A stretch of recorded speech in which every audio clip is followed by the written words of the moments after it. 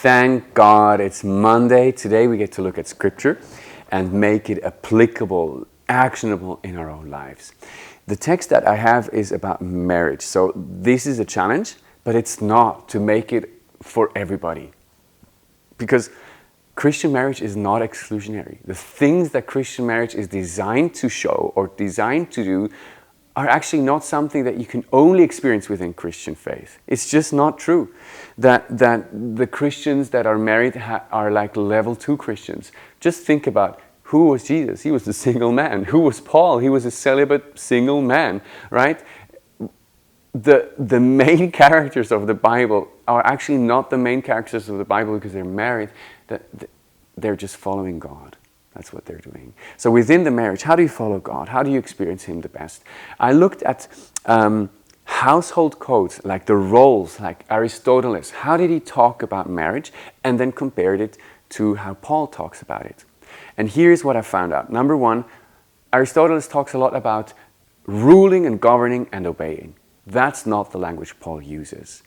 Paul uses language of servanthood for the man, because the verbs that he uses have all a household background normally. Like he now puts it into context of Jesus serving the church, but here's are the verbs. Husbands, love your wives as Christ loved the church, gave himself up for her, that he might sanctify her. Now here come the verbs. Cleansing, taking out wrinkles or spots, taking out blemishes, feeding, nourishing, cherishing. All these were traditionally actually assigned to women.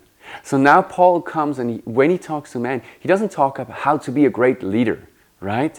He talks about how to be a great servant. This is what you're doing, husbands. Lay down your lives.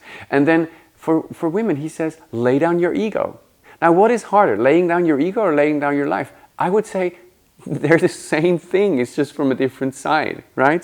For the wives, he says, submit to your own husbands. Now, what we miss because we don't know who reads Aristoteles, is that Aristoteles didn't even write to women. He just tells men, make your wife submit to you. Make your wife obey you. Paul never uses obedience or obeying. Obedience will later on be talked about where kids and parents relate to each other, or where slaves and masters talk together, which is another chapter entirely. But here's nothing about obedience. It's about submission, which literally you can really take it at that. Putting your mission within the mission of the framework of the whole family. That's what Paul is telling the women here. And I think as a man, if you want a wife that submits to what you're doing together as a family, not you getting the best out of life, but like serving, I would say it's having a vision and a mission that actually is compelling and pulls the whole family, the whole community towards like, this is where we're going. This is what we're made for. And so, yeah, Paul is talking to both.